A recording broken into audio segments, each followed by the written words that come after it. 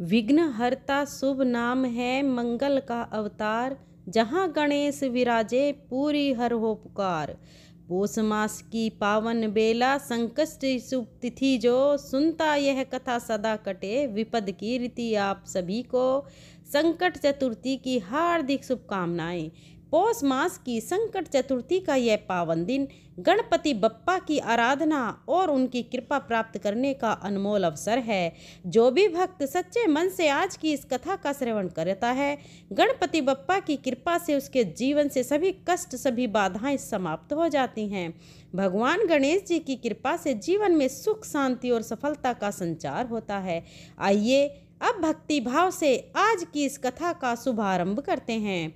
संकष्टी चतुर्थी की कथा के विषय में धर्मराज युधिष्ठिर महाराज ने भगवान श्री कृष्ण से पूछा था। ऐसे ही एक बार पौष मास के कृष्ण पक्ष की चतुर्थी का अवसर आने से पहले धर्मराज युधिष्ठिर ने भगवान श्री कृष्ण से पूछा, हे माधव, पौष मास के कृष्ण पक्ष की चतुर्थी किस नाम से जानी जाती है और इस चतुर्थी में किस देवता की पूजा की जाती है? इस दिन का क्या महत्व है और कृपया इस पवित्र दिन के महात्म का भी वर्णन कीजिए।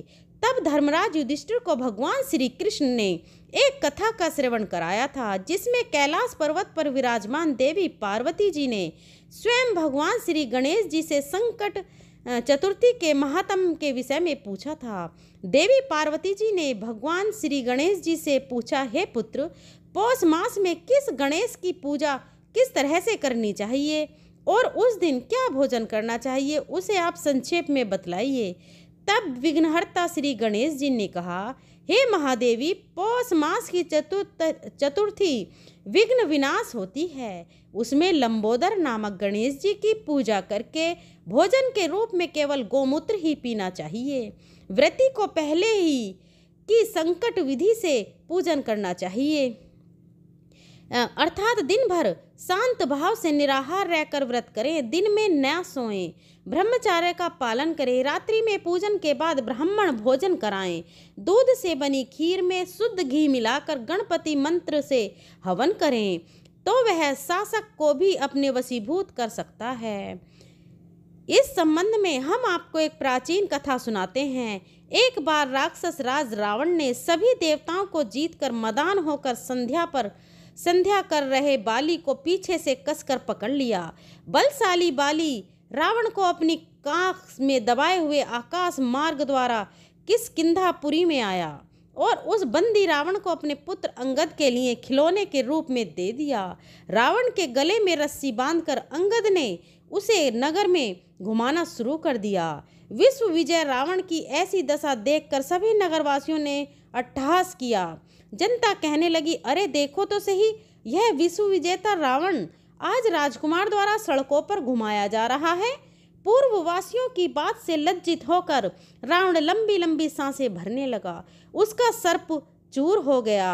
उसने अपने नाना पुल्स मुनि का स्मरण किया। अपने नाती की दिन पुकार से मुनि को आश्चर्य हुआ कि उसके नाती की ऐसी दशा क्यों हुई। अत्यंत गर्व करने से देव, दानव, मनुष्य आदि सभी का पतन अवश्य ही हो जाता है। रावण के समीप आकर मुनि ने पूछा कि बताओ, तुमने मुझे क्यों याद किया है? तब रावण ने कहा, हे नाना जी, देवताओं को जीतने के कारण गर्व करने से मेरी यह दुर्गति हुई है। मैंने संध्या करते हुए एक वानर राज को देखा। महान सागर के तट पर मैंने उसे पीछे से पकड़ने का प्रयास किया, परंतु मैं ही उसके द्वारा पकड़ लिया गया और उसने मुझे यहाँ लाकर गले में रस्सी बांधकर अपने पुत्र को खेलने के लिए दे दिया। इस दुर्गति को देखकर सभी नगरवासी मेरी हंसी उड़ा रहे हैं। देव, इसी चिंता में मैं व्याकुल रहता हूँ। बंधन में बंधे रहने के कारण मैं असक्त हो गया हूँ। हे नाथ, अब मैं क्या करूँ? मेरे जैसा आपके वश में दूसरा कोई कुल कलंकी नहीं है। अब तो केवल आप ही मेरी रक्षा कर सकते हैं। पुलस जी ने कहा, हे रावण, डरने की कोई बात नहीं है, मैं तुम्हें बंधन मुक्त कर दूंगा। यह बाली देवराज इंद्र के वीर्य से उत्पन्न है और पराक्रम में तुमसे बढ़कर है। इसकी मृत्यु महाराज दशरथ के पुत्र श्री राम के हाथों होगी। हे राक्षस राज, अगर तुम बाली के बंधन से छूटना चाहते हो तो मेरी बात मानकर संकट नाशक गणेश जी का व्रत करो।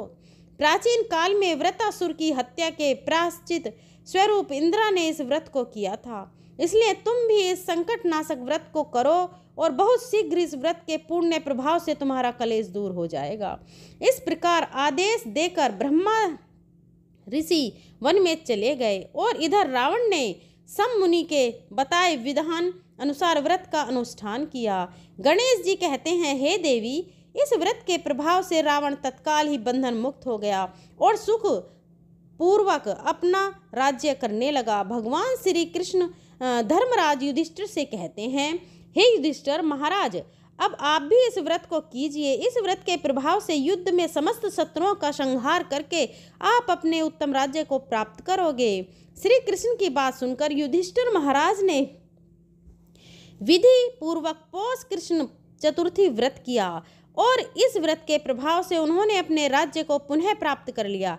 एक बार एक नगर में एक मालिन रहती थी। उसके पति का स्वर्गवास हो चुका था। उसका एक 4 साल का पुत्र था। उसकी सास बड़े कठोर हृदय की स्त्री थी। वह अपनी बहू को बहुत परेशान करती थी।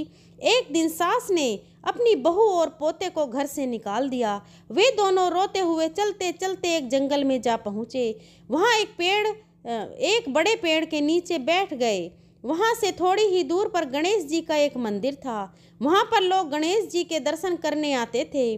दर्शन करके गणेश जी को प्रसाद चढ़ाते थे, फिर वह प्रसाद सबको बांट देते थे। इसी प्रसाद से माँ बेटे का गुजारा होने लगा। अब दोनों गणेश जी की पूजा पाठ में लग गए। एक दिन उन्होंने सोचा, क्यों न हम भी जंगल से फूल लाकर बेचें। अब वे रोज से फूल लाकर उसकी माला बनाकर बेचने लगे। साथ में पूजा की सामग्री और प्रसाद भी बेचने लगे। इससे उनको आमदनी होने लगी। गणेश जी की कृपा से उनकी आमदनी बढ़ने लगी। जल्दी उन्होंने मकान और एक दुकान भी बना लिया। एक राजा की लड़की मंदिर में रोज पूजा करने आया करती। मालिन के बेटे को देखकर राजकुमारी उस पर मोहित हो गई और उससे विवाह करने का सोचा। उसने अभी भाभी से अपने मन की बात कर कही। भाभी अनुभवी थी। उसने कहा, यह तो मालिन का बेटा है और तुम एक राजा की बेटी हो। अगर तुमने उससे विवाह किया तब तो तुम्हारी बड़ी बेइज्जती होगी। लेकिन राजकुमारी अपनी बात पर अड़ी रही। उसने कहा, भाभी, मैंने तो प्रतिज्ञा कर ली है कि मैं उसी से विवाह करूंगी। अब भाभी ने घर जाकर सारी बात राजा को बता दी। राजा ने मना नहीं किया और इस विवाह के लिए तैयार हो गए। फिर उन्होंने बड़े धूमधाम से अपनी बेटी का विवाह मालिन के बेटे के साथ कर दिया। मालिन ने सबसे पहले बेटे बहू का गणेश जी के मंदिर में ले जाकर पूजा पाठ करवाया और गणेश जी का आशीर्वाद दिलवाया। इसके बाद पूरे नगर में यह बात फैल गई कि गणेश जी की पूजा करने से सब दुख कष्ट दूर हो जाते हैं। यह बात सुनते ही अब तो नगर के सभी लोग उस मंदिर में आने लगे।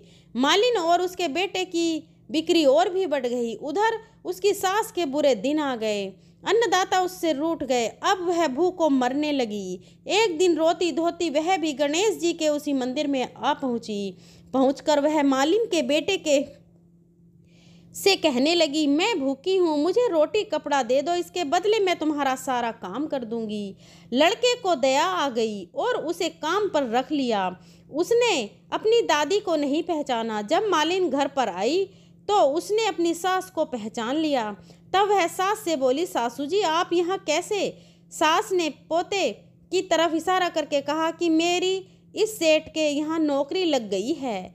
बहू कहने लगी, माँ जी, यह तो आपका पोता है और यह घर भी आपका ही है, यह दुकान भी आपकी ही है। जब आपने हमें घर से निकाला तब गणेश जी ने हमारी रक्षा की, हमारी सहायता की। बहू की बात सुनकर सास को बड़ा पश्चाताप हुआ।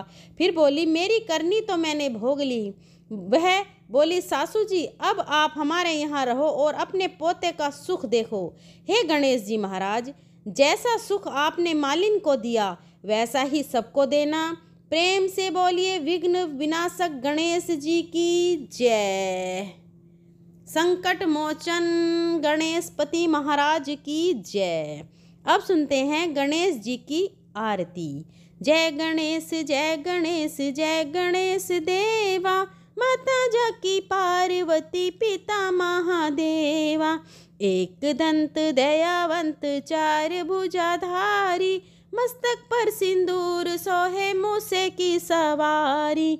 अंधन को आँख देत कोढ़िन को काया, बांझन को पुत्र देत निर्धन को माया। हार चढ़े फूल चढ़े और चढ़े मेवा, लड्डुवन का भोग लागे संत करे सेवा। जय गणेश जय गणेश जय गणेश देवा, माता जाकी पार्वती पिता महादेवा। दीनन की लाज रखो शंभु सुतवारी, कामना को पूरा करो जग बलिहारी। जय गणेश जय गणेश जय गणेश देवा, माता जाकी पार्वती पिता महादेवा। बोलिए संकट मोचन गणेश महाराज की जय।